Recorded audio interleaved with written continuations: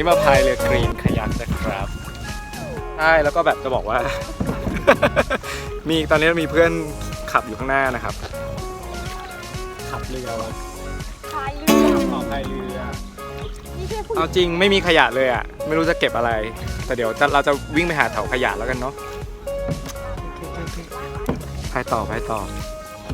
พี่เอามึงเวลาคุยอ่ะ อืม แล้วกูก็ทำชนเนี่ยกูชนตรงเนี้ยกูชนตรงเนี้ยบอกเชฟเราจะไม่จ่ายเงินนะคะที่มึงชนเนี้ย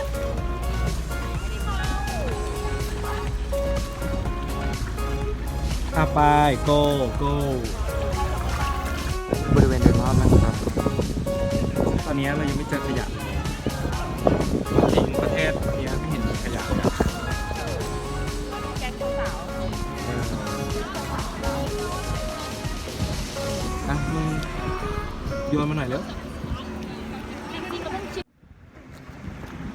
ตอนนี้เท้งเต้งนะครับเนี่ยตั้งแต่พายมาเนี่ยกี่ชั่วโมงครึ่งชั่วโมงแล้วยังไม่มีขยะสักชิ้นเลยเจอโฟมลอยติ้งชิ้นเดียวจริงๆโครงการนี้น่าจะไปจัดที่บ้านเราในช่วงลอยกระทงมากเลยนะคงแบบว่าได้เสียงตอบรับที่ดีแล้วก็สักเซสมากเรือเช่าคงเต็มอ่ะแต่มันก็ดีมากเลยมันเป็นแบบฟีลลิ่งหนึ่งที่แบบเราได้มาลองทำอะไรแปลกๆใหม่ๆมันจะมีไม้คีบอย่างนี้ใช่ไหมซึ่งคล้ายๆกับที่เก็บมะม่วงบ้านเราอ่ะที่จับงูอะไรอย่างเงี้ยอันนี้ตอนนี้จับอะไรไม่ได้เลยจะจับกันเองอยู่เราก็ใช้แรงงานผู้หญิงในไทยเลยนะครับ นี่พอเราตั้งตรงปั๊บเฮ้ยขึ้น วันนี้เรากลับมาแล้วนะครับให้ดูขยะที่เราเก็บได้นะครับโอ้มากเลย มีโฟม2 ก้อนเอาไหนหนูไม่ได้อะไรเลย ถามว่าท้อไหมฉันบอกเลยว่าไม่ ตอนนี้ผ่านมาชั่วโมง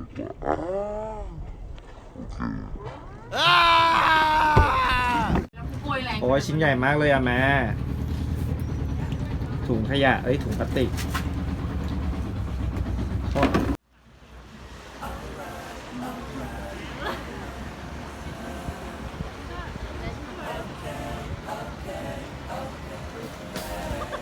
สำหรับใครนะครับที่อยากลองมาท่องเที่ยวแล้วก็มาทำกิจกรรมอะไรแบบนี้นะครับก็แนะนำแรงๆเลยนะครับเป็นประสบการณ์ที่ดีจริงๆก่อนอื่นเนี่ยก็ต้องขอบคุณเพื่อนจิ๊บนะครับเป็นเพื่อนจากสมัยมัธยมที่พามาทำกิจกรรมในวันนี้นะครับสนุกมากจริงๆแล้วก็เป็นประสบการณ์ที่ดีประสบการณ์ที่เรียกว่าเราได้ทำอะไรนอกเหนือจากการไปเที่ยวทั่วไปนะครับแถมยังได้ชมวิวทิวทัศน์ต่างๆแล้วก็ได้ออกกำลังกายไปด้วยนะครับอยากให้เพื่อนทุกคนได้มาลองกันนะครับระหว่างทางเนี่ยเราก็ได้เห็นบรรยากาศรอบๆนะครับการใช้ชีวิตวิถีชีวิตของผู้คนที่นี่นะครับสนุกมากเลยทีเดียวเป็นประสบการณ์ที่ดีจริงๆเกินกว่าที่เราเคยทำมานะครับ